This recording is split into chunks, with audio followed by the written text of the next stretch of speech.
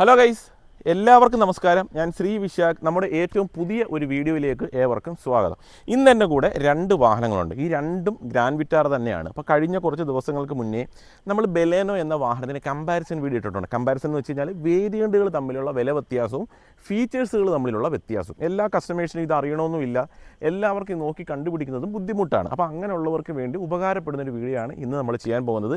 ഇഷ്ടപ്പെട്ടാൽ എന്തെങ്കിലും ഒരു കമൻറ്റ് നിങ്ങൾ ഇട്ടേക്കണം. ഫേസ്ബുക്കിലാണ് കാണുന്നതെങ്കിൽ ഒന്ന് ഫോളോ ചെയ്ത് വെച്ചേരെ, യൂട്യൂബ് ആണെന്നുണ്ടെങ്കിൽ ഒന്ന് സബ്സ്ക്രൈബ് ചെയ്ത് നിങ്ങൾ വെച്ചേരും. ഉറപ്പായിട്ട് നിങ്ങൾക്ക് ഉപകാരപ്പെടുന്ന വീഡിയോസാണ് നമ്മൾ ഇട്ടുപോവൽ.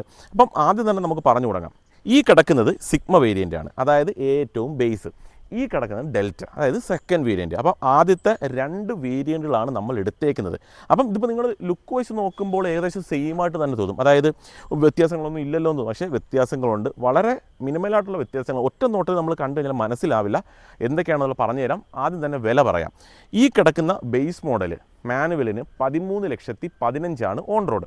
എല്ലാ മാസവും നല്ല രീതിയിൽ ഗ്രാൻഡ് വിറ്റാറയ്ക്ക് ഓഫർ വരാറുണ്ട്. ഇപ്പോൾ കഴിഞ്ഞ മാസം, ഈ മാസത്തെ ഓഫർ വന്നിട്ടില്ല, കഴിഞ്ഞ മാസം തന്നെ എനിക്ക് തോന്നുന്നു ഏകദേശം 50-60 രൂപ ക്യാഷ് ഓഫറും മാത്രവും അത്യാവശ്യം നല്ലൊരു എമൗണ്ട് എക്സ്ചേഞ്ച് ബോണസും ഒക്കെ ഉണ്ടായിരുന്നു. ഈ മാസത്തെ ഓഫർ വന്നോട്ടെ, ഉടനെ തന്നെ നമ്മൾ വീഡിയോയിൽ അപ്ഡേറ്റ് ചെയ്യാം. അപ്പം 13-15 എന്നുള്ളത് നോക്കണ്ട. 13 ലക്ഷത്തിൽ താഴെ നിങ്ങൾക്ക് ഈ വാഹനം എടുക്കാനായിട്ട് പറ്റും. ഓഫർ ഇല്ലാത്ത വിലയാണ് ഞാൻ പറഞ്ഞേക്കുന്നത്. അപ്പോൾ ഇതിൻ്റെ വില എത്ര? 13,15,000.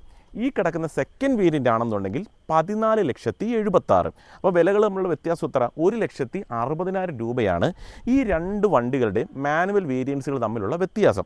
ഇനി ഓട്ടോമാറ്റിക്കലി നമ്മൾ കടന്നാൽ ഈ സിഗ്മയിൽ നമുക്ക് ഓട്ടോമാറ്റിക് കിട്ടില്ല. അപ്പോൾ അതുകൊണ്ട് അത് വലിയ പ്രാധാന്യമായിട്ട് എടുക്കേണ്ട. സിഗ്മയിൽ ഓട്ടോമാറ്റിക് ഇല്ല, പക്ഷേ ഡെൽറ്റയിൽ ഓട്ടോമാറ്റിക് ഉണ്ട്. അതിൻ്റെ വില ഞാൻ ജസ്റ്റ് ഒന്ന് പറഞ്ഞു തരാം. 16,40 ഇതിൻ്റെ ഓട്ടോമാറ്റിക് വേണമെങ്കിൽ ഓൺ റോഡ് വരുന്നത്.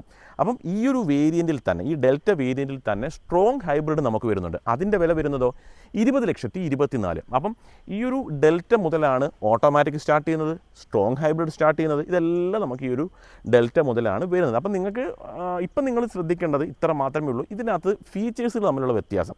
ഒരു മാനുവൽ എടുക്കാൻ നിൽക്കുന്ന ഒരു കസ്റ്റമർക്ക് ഇതെടുക്കണോ അതല്ലെങ്കിൽ ഇതെടുക്കണോ, ഓട്ടോമാറ്റിക് എടുക്കണമെന്നുണ്ടെങ്കിൽ ഈ ഒരു സെക്കൻഡ് വേരിയൻറ്റ് മുതലേ ഉള്ളൂ. അങ്ങനെയുള്ളവർക്ക് ഈ ഒരു കമ്പാരിസൺ കൊണ്ട് പ്രത്യേകിച്ച് ബെനിഫിറ്റ്സ് ഒന്നും തന്നെ ഇല്ല. അപ്പം വിലകൾ തമ്മിലുള്ള വ്യത്യാസം എത്ര? 1,60,000 രൂപയാണ് വിലകൾ തമ്മിലുള്ള വ്യത്യാസം. ഇനി നമുക്ക് നോക്കാം, ഈ ഒരു 1,60,000 രൂപ എക്സ്ട്രാ കൊടുത്ത് ഈ ഒരു ഡെൽറ്റ വേരിയൻ്റ് എടുത്താൽ അത്രയും വിലക്കുള്ള ഫീച്ചേഴ്സ് ഇതിനകത്ത് ഉണ്ടോ എന്നുള്ളത് നമുക്കൊന്ന് കണ്ടു നോക്കാം. അപ്പോൾ എല്ലാ കൂട്ടുകാർക്കും വീഡിയോയിലോട്ട് സ്വാഗതം. ഫ്രണ്ട് ലുക്കിലേക്ക് തന്നെ നമുക്ക് വരാം. ഈ ഒരു ഫ്രണ്ട് ലുക്ക്, നിങ്ങൾ രണ്ട് വണ്ടിയുടെയും ഫ്രണ്ട് ലുക്ക് നോക്കുന്ന സമയത്ത് യാതൊരുവിധ വ്യത്യാസങ്ങളും കാണാനായിട്ട് പറ്റില്ല. ഈ ഒരു ബേസ് എടുത്തു കഴിഞ്ഞാൽ ഈ ഒരു ഗ്രില്ലിൽ അത്യാവശ്യം നല്ല ക്രോം എലമെൻറ്റ്സ് ഉണ്ട്. ഈ ഒരു സെക്കൻഡ് വേരിയൻ്റ് എടുത്തു കഴിഞ്ഞാൽ ഗ്രില്ലിൽ അത്യാവശ്യം ക്രോം എലമെൻറ്റ്സ് ഉണ്ട്, ഒരു വ്യത്യാസവും ഇല്ല. ഹെഡ് ലാമ്പ് എടുത്തു കഴിഞ്ഞാൽ രണ്ട് വാഹനത്തിലും ഹാലജൻ ടൈപ്പ് ഹെഡ് ലാമ്പ് തന്നെയാണ്, LED അല്ല വരുന്നത്. പക്ഷേ പ്രൊജക്ടർ ടൈപ്പാണ് അവർ കൊടുത്തേക്കുന്നത്.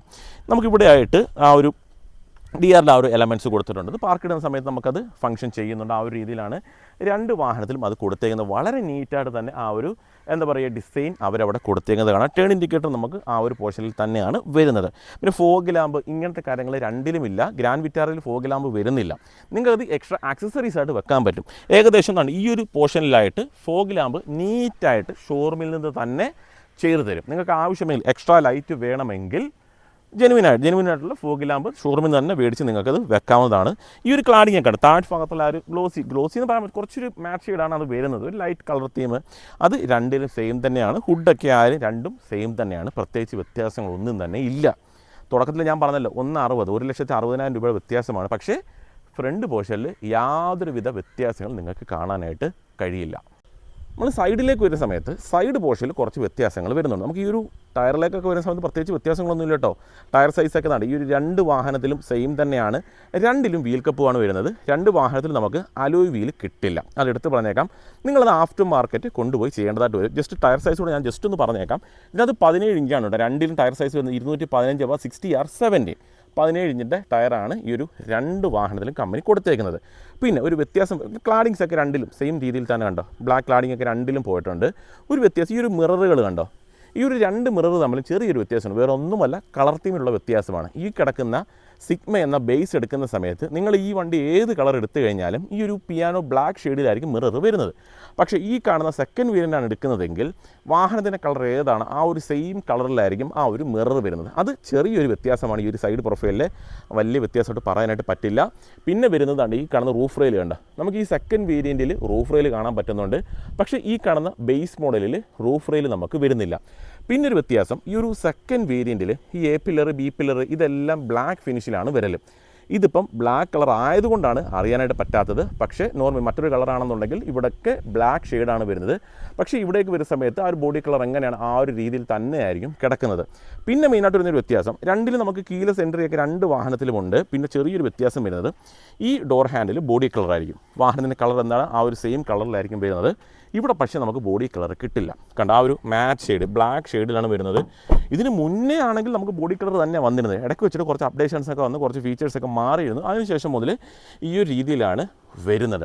അപ്പം വേറെ മേജറായിട്ടുള്ള വ്യത്യാസങ്ങളോ കാര്യങ്ങളോ ഒന്നും തന്നെ ഈ ഒരു സൈഡിലായിട്ട് രണ്ട് വാഹനത്തിൻ്റെതും വരുന്നില്ല. ഒരുപാട് ക്രോം എലമെൻസോ കാര്യങ്ങളോ ഒന്നും തന്നെ കൊടുത്തിട്ടുമില്ല. പിന്നൊരു പ്രത്യേകത, ഈ ഒരു മിറർ നമുക്ക് ഇലക്ട്രിക്കലി ഫോൾഡിങ് കൂടി വരുന്നുണ്ട് ഈ ഒരു സെക്കൻഡ് വേരിയൻറ്റിൽ. പക്ഷേ ഈ വാഹനത്തിൽ ഫോൾഡിങ് ഓപ്ഷൻ നമുക്ക് വരുന്നില്ല. അതുകൂടി ഞാൻ എടുത്ത് പറഞ്ഞാൽ ഇലക്ട്രിക്കൽ വേറെ വ്യത്യാസങ്ങളൊന്നുമില്ല. ബാക്കിയൊക്കെ ഏകദേശം സെയിം തന്നെയാണ്.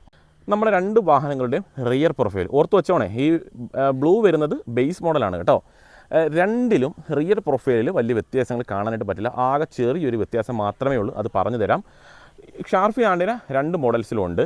ഡീഫോഗൽ ലൈൻ രണ്ട് മോഡൽസിലും വരുന്നുണ്ട്. കണക്റ്റഡ് ആയിട്ട് പോകുന്ന രീതിയിൽ തന്നെയാണ് ആ ഒരു ടെയിൽ ലാമ്പ് കൊടുത്തേക്കുന്നത്. രണ്ട് മോഡൽസിലും അവർ സെയിം രീതിയിൽ തന്നെ വ്യത്യാസങ്ങളൊന്നുമില്ല. ബാക്കി ബമ്പറിൻ്റെ ഒക്കെ കളർ തീമൊക്കെ നോക്കിക്കഴിഞ്ഞാൽ രണ്ടിലും സെയിം തന്നെയാണ്. പിന്നൊരു വ്യത്യാസം, നമുക്ക് ഈ കാണുന്ന ബേസ് മോഡലിൽ റിവേഴ്സ് ക്യാമറ ഇല്ല. പക്ഷേ നമ്മൾ അവിടെ തന്നെ സെക്കൻഡ് വേരിയൻറ്റിലേക്ക് നമ്മൾ വരുന്ന സമയത്ത് ഈ ഒരു സെക്കൻഡ് വേരിയൻറ്റ് നമുക്ക് റിവേഴ്സ് ക്യാമറ കാണാനായിട്ട് പറ്റും. അത് മാത്രമേ നമുക്ക് പുറമേ നിന്ന് ഈ ഒരു രണ്ട് വാഹനങ്ങൾ തമ്മിലും വ്യത്യാസമായിട്ട് വരുന്നുള്ളൂ. പിന്നെ ബൂട്ട് ഓപ്പൺ ചെയ്യുന്ന സമയത്ത് കുറച്ച് വ്യത്യാസങ്ങൾ നമുക്ക് വരുന്നുണ്ട്. അതെന്താണെന്നുള്ളത് ഞാൻ ജസ്റ്റ് ഒന്ന് ബൂട്ട് ഓപ്പൺ ചെയ്ത് നിങ്ങളെ കാണിച്ചു തരാം. അതിന് നമുക്ക് ഈ ഒരു ബേസ് മോഡലിൻ്റെ ബൂട്ട് നമുക്ക് അങ്ങോട്ട് ഓപ്പൺ ചെയ്യാം. ഈ ഒരു ബേസിൻ്റെ ബൂട്ട് നമ്മൾ ഓപ്പൺ ചെയ്യുന്ന സമയത്ത് നമുക്കിതിനകത്ത് പാഴ്സൽ ട്രേ വരുന്നില്ല. അത് ഈ ഒരു സെക്കൻഡ് വേരിയൻറ്റിലേക്ക് വരുന്ന സമയത്ത് പാഴ്സൽ ട്രേ നമുക്ക് കിട്ടും. അതൊരു വ്യത്യാസം. പിന്നെ നോക്കിക്കഴിഞ്ഞാൽ ഈ ഒരു പോർഷനിലായിട്ട് ലൈറ്റും അതേപോലെ ചാർജിങ് സോക്കറ്റും നമുക്ക് വരുന്നില്ല. ഈ മൂന്ന് കാര്യങ്ങൾ ആ ഒരു സെക്കൻഡ് വേരിയൻറ്റിൽ കിട്ടും. നമ്മൾ ജസ്റ്റ് ഒന്ന് തുറന്ന് കാണിച്ചു തരാം നിങ്ങളെ. നോക്കിക്കോ, ആണ്ടേ ഈ ഒരു ബ്ലാക്ക് സെക്കൻഡ് വേരിയൻ്റ് ആണല്ലോ. കണ്ടോ, ഇത് തുറക്കുന്ന സമയത്ത് പാഴ്സൽ ട്രേ നമുക്ക് കിട്ടുന്നുണ്ട്. കൂടാതെ ആണ് ഈ പറഞ്ഞതുപോലെ ചാർജിങ് സോക്കറ്റും ലൈറ്റ് കൂടി നമുക്ക് എക്സ്ട്രാ വരുന്നുണ്ട്. വീൽ കപ്പ് ഇരിക്കുന്നുണ്ടോ? രണ്ട് വാഹനത്തിൽ നമുക്ക് വീൽ കപ്പും കാര്യങ്ങളൊക്കെ കമ്പനി കൊടുത്തിട്ടുണ്ട്.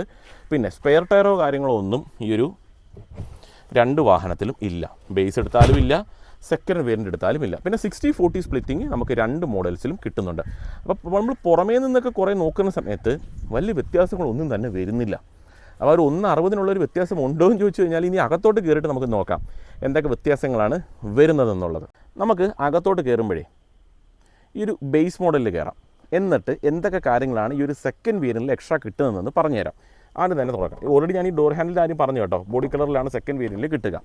അകത്തോട്ട് കണ്ട പെട്ടെന്ന് നിങ്ങൾ നോക്കുന്ന സമയത്ത് ആദ്യം തന്നെ കണ്ണിൽ പെട്ട എന്തായിരിക്കും? സ്റ്റിയറിംഗിൽ കൺട്രോൾസ് ഇല്ല, സ്റ്റീരിയോ ബേസിലില്ല. ഇതൊക്കെ ആയിരിക്കും നിങ്ങളുടെ കണ്ണിൽ പെട്ടത്. ശരിയാണ്, അങ്ങനെയുള്ള കാര്യങ്ങളെല്ലാം നമുക്ക് സെക്കൻഡ് വേരിയൻറ്റിൽ കിട്ടും.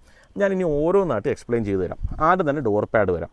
ഡോർ പാഡിലേക്ക് വരുന്ന സമയത്ത് നമുക്ക് ബേസിൽ ഈ കാണുന്ന ബേസിൽ 4 ഡോർ പവർ വിൻഡോ വരുന്നുണ്ട്. കൂടാതെ മിറർ ഇലക്ട്രിക്കൽ കൺട്രോളിങ് വരുന്നു. പക്ഷേ ഫോൾഡിംഗ് ഇല്ല.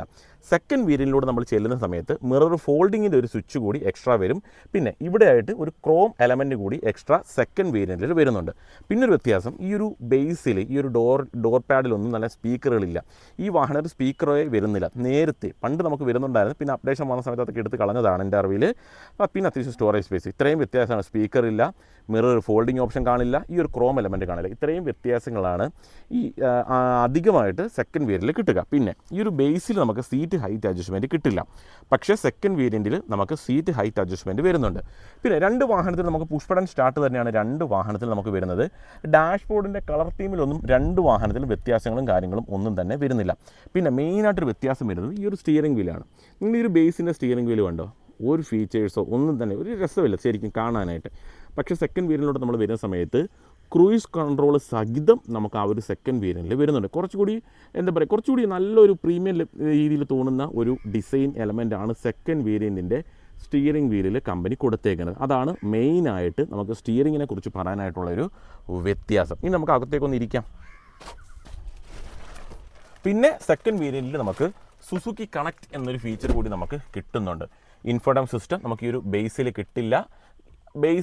കിട്ടുന്നില്ല. സെക്കൻഡ് വേരിയൻറ്റിൽ infotainment system with reverse camera കൂടാതെ സുസുക്കി കണക്റ്റ് എന്നൊരു ഫീച്ചർ കൂടി നമുക്ക് വരുന്നുണ്ട്. അതിനകത്ത് ഒരുപാട് ഫീച്ചേഴ്സ് വരുന്നുണ്ട്. ഇപ്പോൾ വാഹനം ആരിലൊക്കെ കൊണ്ടുപോയി കഴിഞ്ഞാൽ വാഹനം എവിടെയാണ് കിടക്കുന്നത്, എന്തെങ്കിലുമൊക്കെ വാർണിങ്സോ കാര്യങ്ങളോ ഉണ്ടെങ്കിൽ അങ്ങനെയുള്ള എല്ലാ കാര്യങ്ങളും നമുക്ക് ആ ഒരു സുസുക്കി കണക്റ്റിൽ നമുക്ക് അറിയാനായിട്ട് സാധിക്കും. അത് നമുക്ക് ഈ ഒരു ബേസിൽ കിട്ടുന്നില്ല.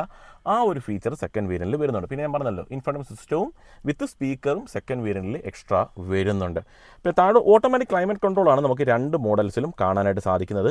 ഈ ഒരു പോർഷൻ നോക്കിക്കഴിഞ്ഞാൽ 12 വാട്ട്സിൻ്റെ ഒരു ചാർജിങ് സോക്കറ്റ് ഉണ്ട്. ഇവിടെ USB സ്ലോട്ടൊന്നുമില്ല. പക്ഷേ സെക്കൻഡ് വേരിയൻറ്റിലേക്ക് വരുന്ന സമയത്ത് നമുക്കവിടെ USB സ്ലോട്ടും കാര്യങ്ങളൊക്കെ നമുക്ക് കാണാനായിട്ട് സാധിക്കുന്നു.